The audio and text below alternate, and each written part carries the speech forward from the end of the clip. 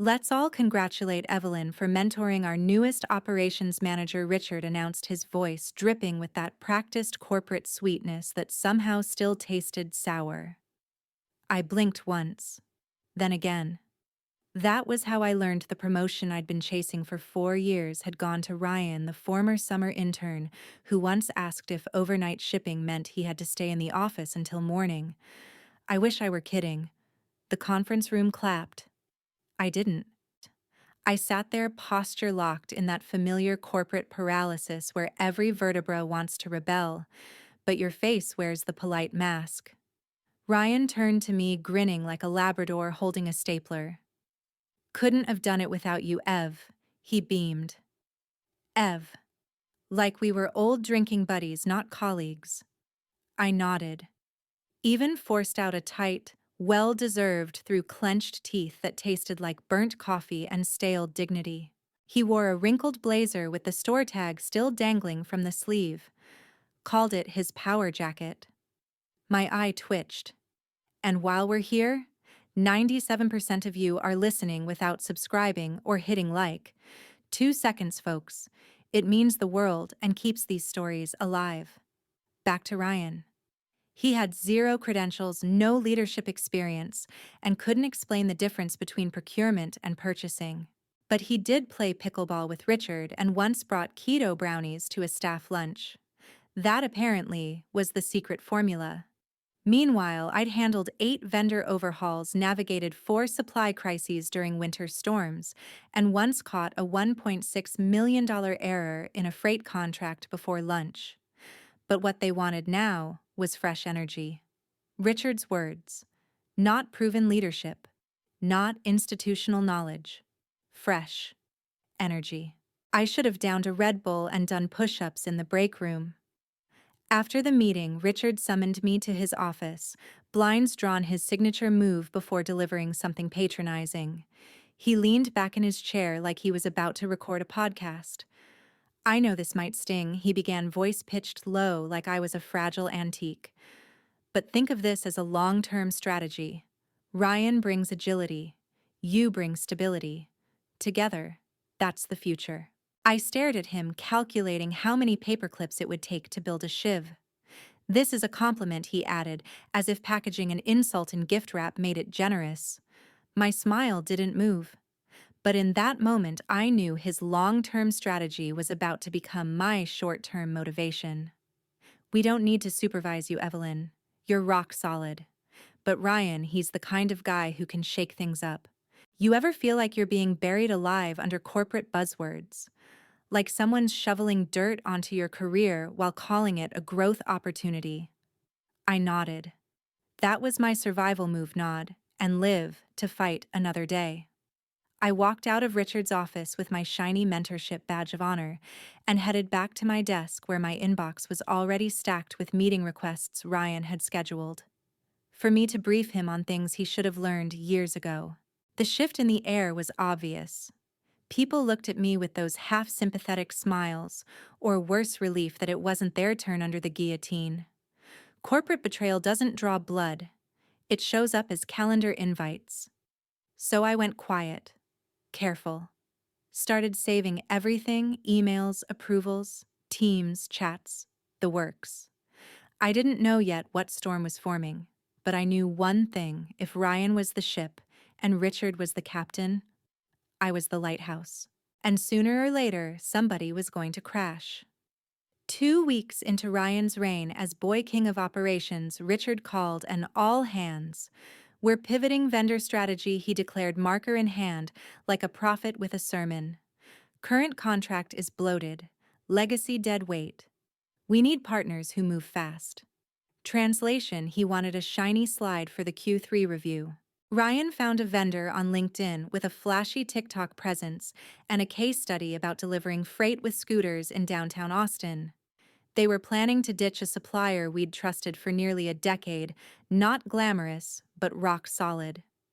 More importantly, their contract had a clause so strict that breaking it without notice would trigger a penalty large enough to bankrupt a small company. During the meeting, I spoke up. "Has legal reviewed the termination clause?" I asked. Ryan waved a printout like a magic trick. It's mostly boilerplate, he said. Boilerplate. You don't use that word for bonded freight and cross-border customs agreements. That's like calling a live grenade standard decor. Afterward, I did my job, sent 3 emails over 48 hours. Subject: urgent compliance concerns on vendor shift. Richard, looping in legal might be wise here. Section 6B contains breach penalties tied to a 90-day exclusivity window. Terminating without notice could trigger the fee. No reply. Follow-up sent. Same warning. Same silence. Do we have coverage from legal on this? I wrote. Still no response from Richard. Finally, an answer came, not by email but in a public Teams channel. Richard M. 11:24 a.m. Evelyn, appreciate the caution, but we're prioritizing agility right now.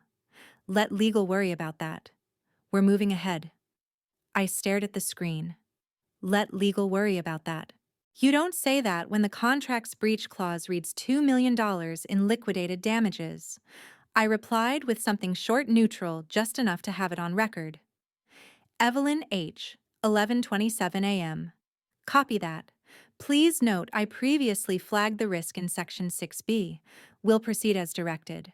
That was the start of my slow fade from the loop. Meeting invites I used to get gone. Vendor onboarding calls. Now internal only. Richard patted my shoulder in the hall. Don't worry, Ev. We'll loop you in for post-mortem review. Post-mortem. Cute. Like the body wasn't still breathing.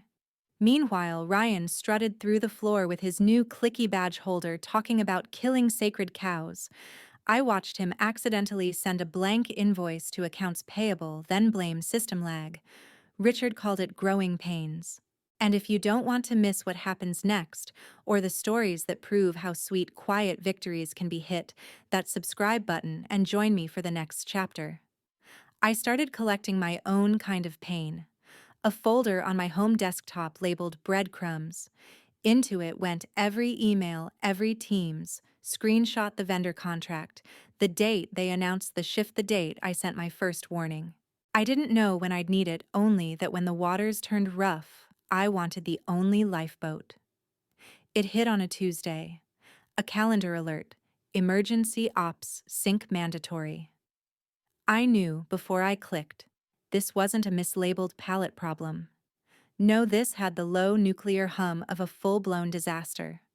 When I walked into the conference room, the air was heavy with panic sweat and cologne. Ryan sat pale and twitchy, clicking his pen so fast it sounded like Morse code for, "I'm not ready for this." Richard stood by the window, staring out like a general mid-battle, except the only thing reflecting back was his own incompetence. "Thanks for joining, Evelyn," he said, like I'd been invited to brunch instead of summoned to mop up his career-ending mess. The situation: our longtime freight partner had served us with a breach notice. $2 million. Payable immediately. Apparently, terminating without the 90-day notice I'd warned about had triggered the clause. Terminating that contract without a proper 90-day written notice, the same one I had warned about repeatedly, had triggered the automatic penalty clause. It wasn't just a fee. It was a punishment baked into the deal, like a landmine for people with more ego than competence. And Richard had stomped on it with both feet. He gestured toward the projection screen like a magician unveiling a trick. The PDF glared back in giant font: liquidated damages due upon contract breach. $2,000. No edits. No ambiguity. Just a number so big it could choke the room. Ryan shifted in his chair, pale. I thought we had a grace period," he mumbled like a kid realizing unlimited lives don't exist outside video games. Richard shook his head in exaggerated disbelief. "I assumed this had been flagged." Then casually, "You were CC'd on the early threads, right, Evelyn?" And there it was, the first drop of poison. "Sorry, we assumed you had flagged this." I blinked slowly. "Yes, I was CC'd," I said evenly, "and I flagged it. 3 times. By email." He waved a hand. "Right, but nothing really forceful, right? I mean, you didn't escalate." I stared at him like he'd just grown a third eye. The subject line was urgent compliance concerns on vendor shift. He didn't blink, just leaned forward wearing that fake empathy smile. Look, I'm not pointing fingers. I just think we all need to own our piece here. That was rich coming from the man who once deleted a metrics file, blamed IT, and called it a team learning moment. Ryan looked like he might be sick into his stainless steel coffee tumbler. My pulse spiked, but my face stayed neutral. This wasn't about feelings anymore. It was survival. I'm happy to forward the emails again, I said calmly, along with the Teams thread where you said, and I quote, "Let legal worry about that." Richard's jaw twitched small, but enough. Well, that was context-specific. I nodded. Sure. That night, I reopened my breadcrumbs folder, created subfolders emails, Teams vendor clause damage summary. Then I built a new document timeline of escalation. Color-coded, time-stamped, cross-referenced with invites and chat logs. This was no longer just about having receipts. This was strategy. And I knew there would be a meeting. And when they tried to turn me into the scapegoat, I'd be ready to drop the guillotine with proof. The Whisper campaign kicked off the next morning the way corporate backstabs always do: quiet, informal, deniable. First came the casual drive-bys from the finance team. "Hey, Evelyn, just circling back. You were involved in the vendor transition, right? Richard said you were looped in early." Looped in. As if I'd been joyriding on their clown car of negligence instead of standing on shore waving red flags like a lighthouse in a storm. Then the CFO appeared at my desk doing that faux-friendly lean on the cubicle wall. "Just doing some internal post-mortem cleanup," he said, sipping a smoothie that probably cost more than my office chair. "Richard mentioned you had concerns, but you weren't, strongly opposed." I met his eyes. I flagged it. In writing. Multiple times. It's all in the thread. He gave me that slow, political nod, the one people use when they've already decided you're a problem. The audacity was Olympic level. Richard, the same man who'd told me let legal worry about that, was now painting himself as the blindsided leader betrayed by my supposed silence. And Ryan was unraveling like a poorly tied necktie. He'd stopped strutting and started hovering. One moment he was pretending to be a peer. The next he was parked at my desk with the emotional stability of a balloon in a lightning storm. "Hey, Evelyn," he said one afternoon, voice brittle. "You know I didn't mean to throw you under the bus, right? I didn't say anything to Richard. I just didn't know it was that serious." I looked up from my screen, face blank. "Uh-huh. I thought we were on the same page," he continued, his voice cracking like cheap vinyl. Same page I was reading contracts. He was doodling in the margins. But I smiled. "It's okay, Ryan. New role, lots of pressure. These things happen." He exhaled like I'd tossed him a life preserver. That was when I realized I could break him any time I wanted. But I didn't. Not yet. His fear was useful, the kind that makes people sloppy with their words. Over the next few days, I let him talk. Let him confess. Let him ramble in Teams messages about how Richard had rushed things and how this vendor mess had spun out of control. I never prompted. Just sent back supportive emojis and mild replies like, "Yeah, it's been a lot lately." Meanwhile, I downloaded the full Teams thread, the one with the original exchange. My warning: Richard's brush-off. I opened a blank email attached to the PDF and sent it to my personal Gmail. Subject line: insurance. No body text. No fluff. Just the file. Evelyn H. Richard M. 11:27 a.m. Copy that. Please note I previously flagged the risk in Section 6B. I watched the progress bar crawl to 100%. Then I exhaled. My hands were steady, my breathing even. But under the surface there was rage, cold, compressed waiting. The kind that doesn't scream or throw things. It just bides its time. And I knew Richard would keep digging, keep spinning his version of events. Let him. I'd already picked the spot to plant the landmine. The invite hit my inbox at 6:42 a.m. Subject urgent Q3 vendor fallout debrief attendees. CEO, CFO, Richard M. Ryan P. Evelyn H. Time, 11:00 a.m. Executive conference room. No agenda, no attachments. Just a quiet thud of dread. My mouse hovered over accept for a second longer than necessary. Then I clicked the kind of calm you learn after years of being tossed into fires you didn't start. At 8:03 a.m., Richard appeared behind me like a debt collector in a bad movie. "Morning, Ev," he said, syrupy and managerial. "Wanted to personally ask that you be at today's meeting. It's important we're aligned on messaging." I finished for him, swiveling my chair. He chuckled like I was in on the joke. "Exactly. Just walk them through your involvement, reassure leadership, clarify where the wires crossed." Wires didn't cross. They were yanked out and used to jumpstart his golden boy intern. I nodded, polite. Of course. By 10:20, I was already in the executive room. Lights dim, projector humming, chairs lined up like obedient soldiers. I chose the seat closest to the AV console and took my time plugging in my laptop. HDMI ready. Volume checked.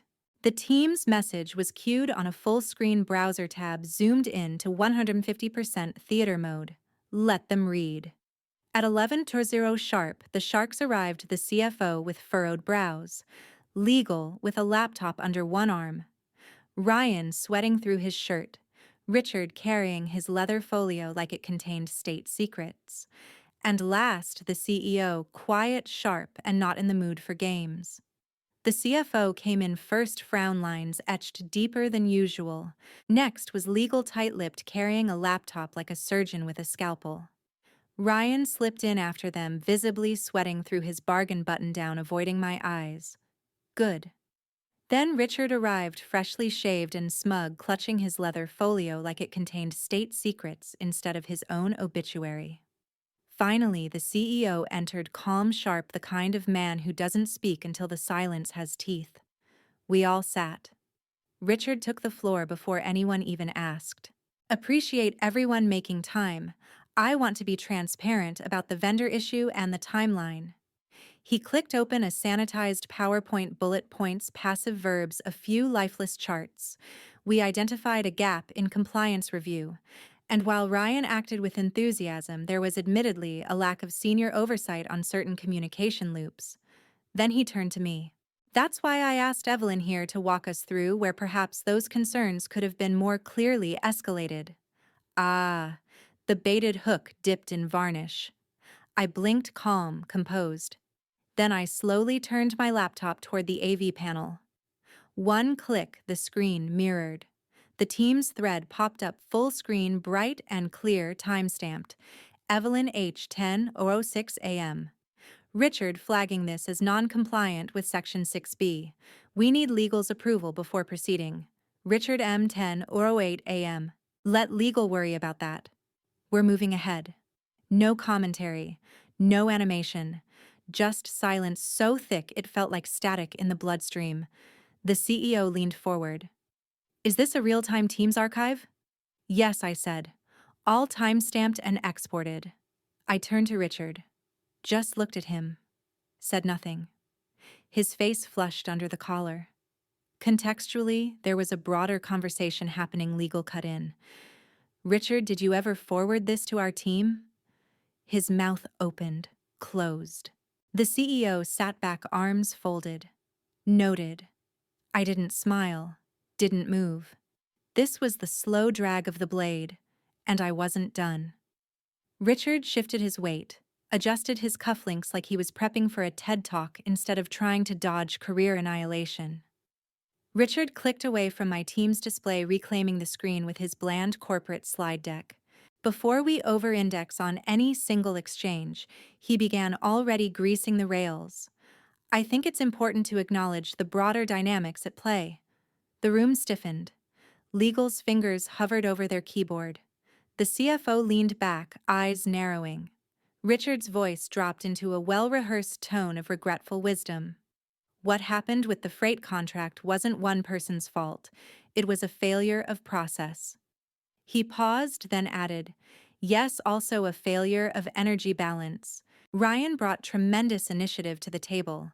He was enthusiastic, hungry. A beat later, but in that enthusiasm, certain guardrails were bypassed. Translation: he was throwing Ryan under the bus with the flair of a Broadway understudy finally getting stage time.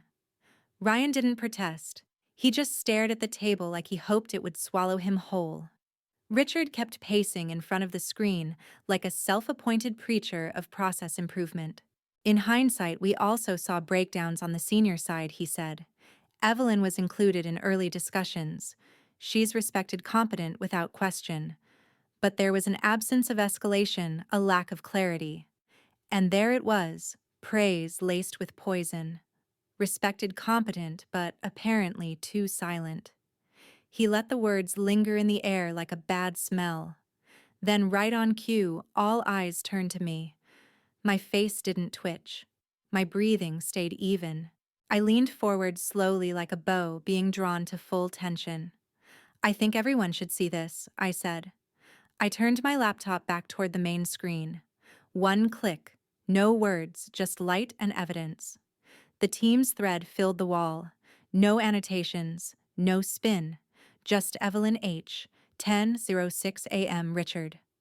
"I'm flagging this as non-compliant with Section 6B. We need legal's approval before proceeding." Richard M. 10:08 a.m. "Let legal worry about that. We're moving ahead." The timestamp, the tone, the clarity. I didn't add commentary. I didn't need to. Facts rot the fruit on their own. The room went still. You could hear the HVAC hum. Ryan blinked rapidly like he was trying to wake himself from a nightmare. The CFO swiveled toward legal, murmuring, "That's not ambiguous."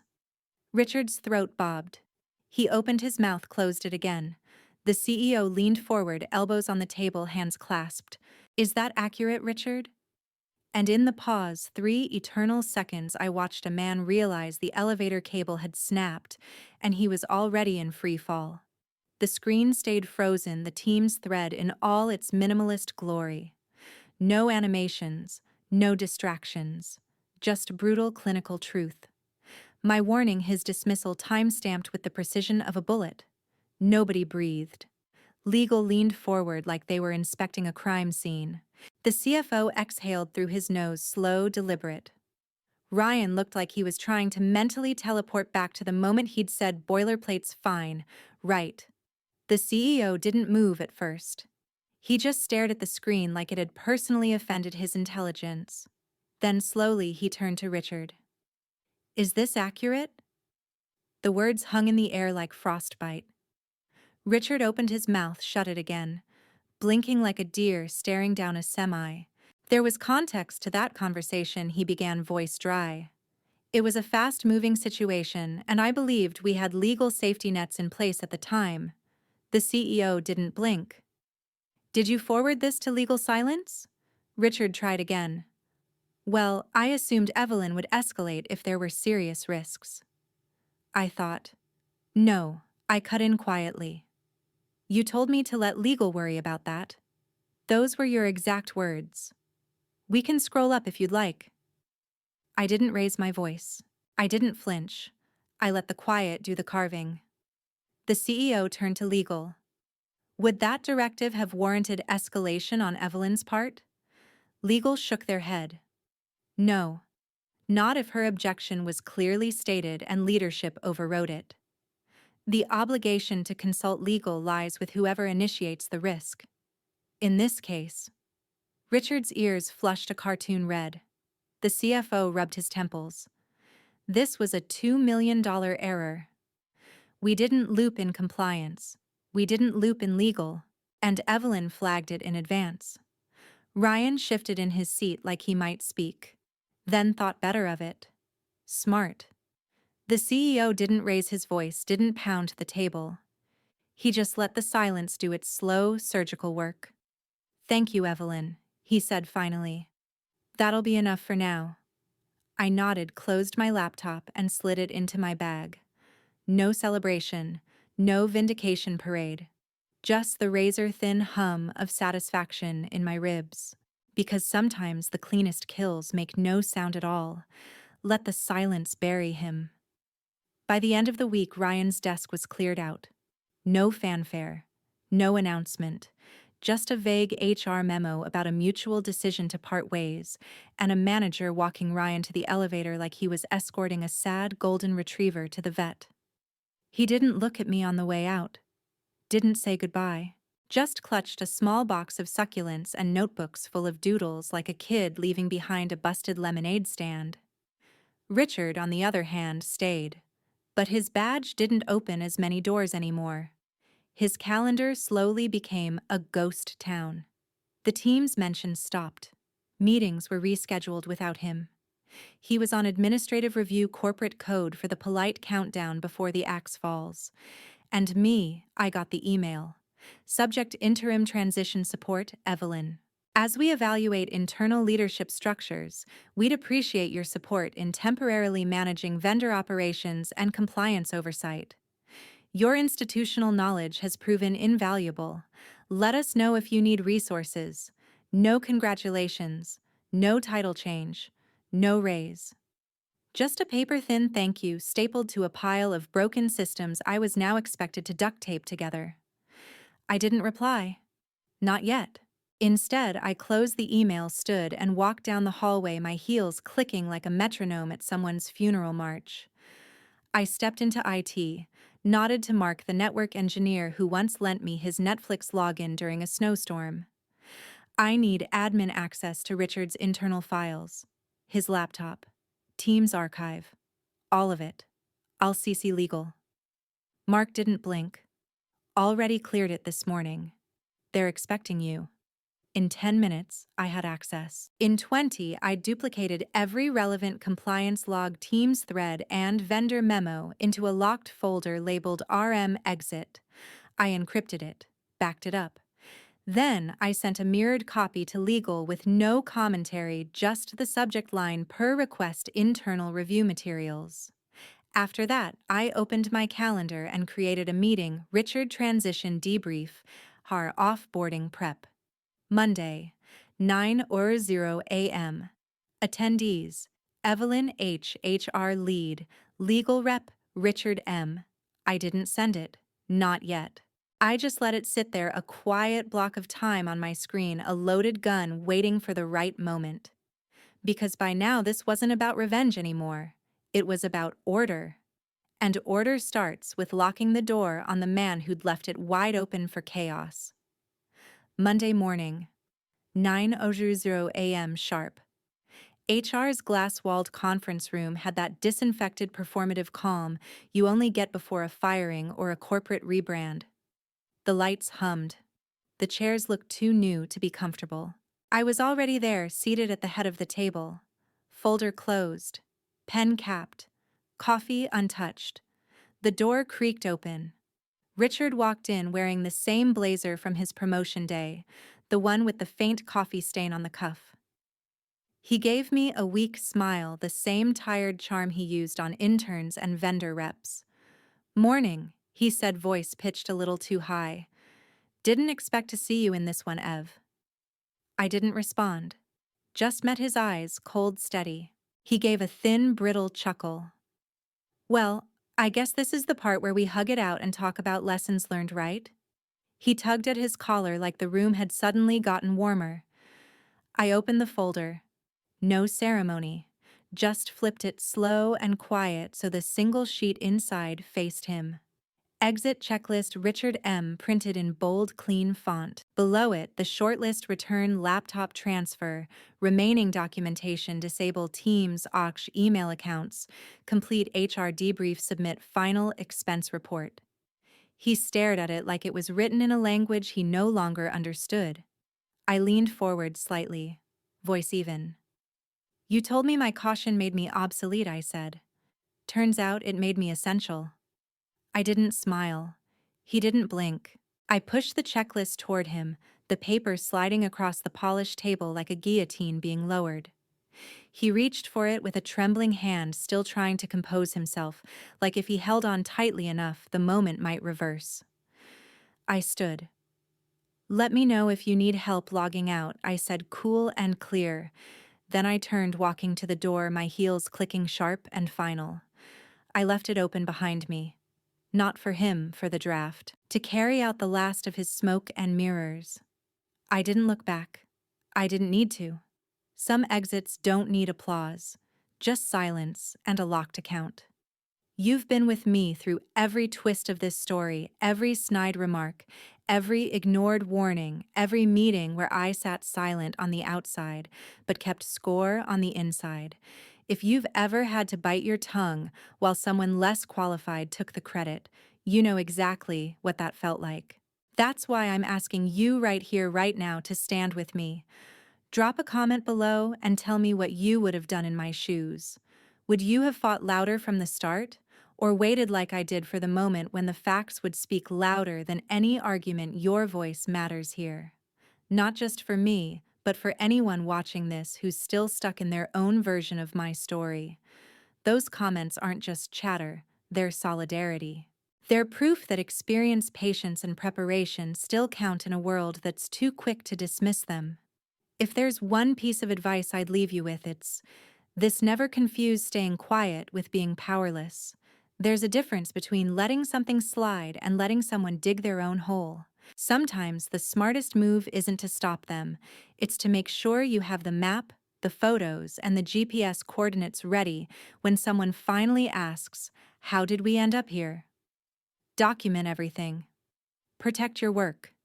Build your own folder of breadcrumbs and keep it close. So support me, sure, but more importantly, support yourself. Because one day you might find yourself sitting at that table, facts in hand, and the people who underestimated you will be wishing they'd listened sooner. And trust me, that moment is worth every ounce of patience.